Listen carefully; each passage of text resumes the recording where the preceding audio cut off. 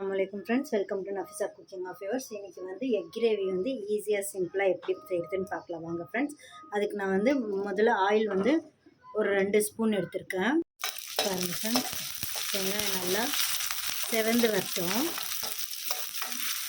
நான் இது ரஃபாக கட் பண்ணி வச்சுருக்கிறது வந்து 2 போட்டிருக்கேன். நான் வந்து 6 முட்டைக்கு போடுறேன். இது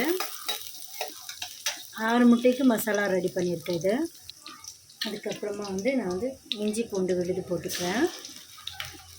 1 ஸ்பூன் போட்டிருக்கேன் பெரிய ஸ்பூனில். அதுக்கப்புறமா வந்து சோம்பு வந்து 1 ஸ்பூன் போட்டுக்கிறேன் நான். பாருங்கள் ஃப்ரெண்ட்ஸ், நல்லா செவந்துடுச்சு. இதிலே நான் வந்து 3 தக்காளி வந்து ஆட் பண்ணிக்கிறேன். இதுவும் நல்லா வந்து வேகட்டும். தக்காளி நல்லா வெந்து வரட்டும். அதுக்கப்புறமா தேவையான அளவுக்கு உப்பு போட்டுக்கலாம். அப்புறமா வந்து ஒரு கைப்பிடி அளவுக்கு வந்து லாஸ்ட்டில் முந்திரியை போட்டுக்கோங்க. இதுவும் நல்லா இதுலேயே வறுத்துக்கலாம். அதுக்கப்புறமா வந்து கருவேப்பிலை போடுறேன். இது வந்து ரெஸ்டாரண்ட் ஸ்டைலில் சூப்பராக இருக்கும் டேஸ்ட்டு. அதே டேஸ்ட் வரும் உங்களுக்கு. நீங்கள் செஞ்சு பார்த்துட்டு எனக்கு கமெண்ட் பண்ணுங்கள், லைக் பண்ணுங்கள், ஷேர் பண்ணுங்கள் ஃப்ரெண்ட்ஸ். மறக்காமல் சப்ஸ்கிரைப் பண்ணுங்கள். வாசனையும் சூப்பராக இருக்குது, அதோட கலர்ஃபுல்லாகவும் இருக்குது. இதுக்கப்புறமா வந்து நான் கொத்தமல்லி ஆட் பண்ணிக்கிறேன் இதுலேயே. பாருங்கள் ஃப்ரெண்ட்ஸ், சூப்பராக வந்துடுச்சு, வந்துடுச்சு. இந்த ஸ்டைலில் வந்து நான் கொத்தமல்லியை வந்து கொஞ்சம் ஆட் பண்ணிக்கிறேன். இதுவும் நல்லா வறுத்துக்கலாம். இது வந்து ஃப்ளேவர் நல்லா தரும் உங்களுக்கு, சூப்பராக இருக்கும்.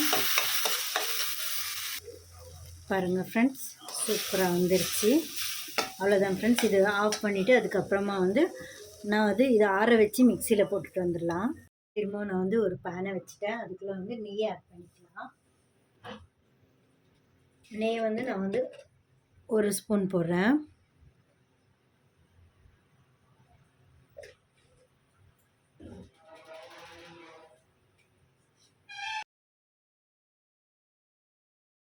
பொடியாக கட் பண்ணி வச்சுருக்க வெங்காயம் வந்து ஆட் பண்ணிக்கலாம்.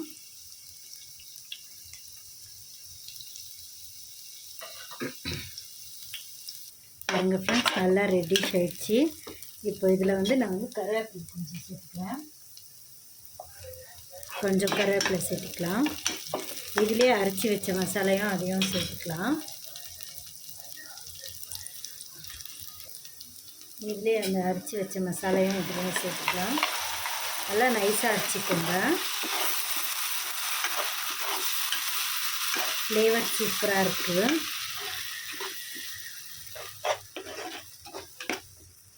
பாருங்கள் ஃப்ரெண்ட்ஸ், இது வந்து முதலே வேகணுனால இது வந்து அவ்வளோவா வேக வேண்டாம். இதில் வந்து அப்படியே மசாலா போட்டுக்கலாம். நான் 1/2 டேபிள் ஸ்பூன் வந்து மிளகாய் தூள் போட்டுக்கிறேன்.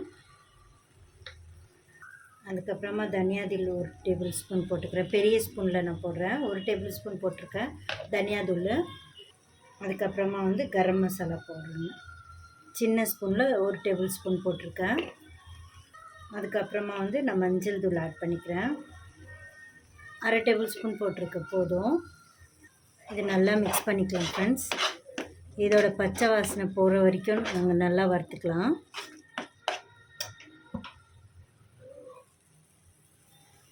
பாருங்கள் ஃப்ரெண்ட்ஸ், நல்லா நெய் விட்டுடுச்சு. இப்போ இந்த ஸ்டேஜில் வந்து நாங்கள் அரைச்சோம் இல்லையா, அதே தண்ணியை ஆட் பண்ணிக்கலாம். கொஞ்சோண்டு போதும், ஒரு 1/2 டம்ளர் மாதிரி.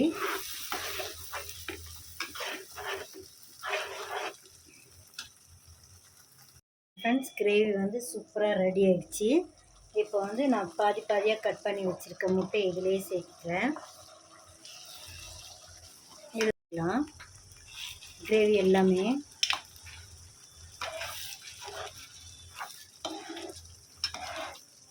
பிரிஞ்சு வந்துருச்சு எண்ணெய். இப்போ வந்து வாங்க ஃப்ரெண்ட்ஸ், அவ்வளோதான், சர்வ் பண்ணிக்கலாம். பாருங்கள் ஃப்ரெண்ட்ஸ், சூப்பராக டேஸ்டியாக எக் கிரேவி ரெடி ஆகிடுச்சு.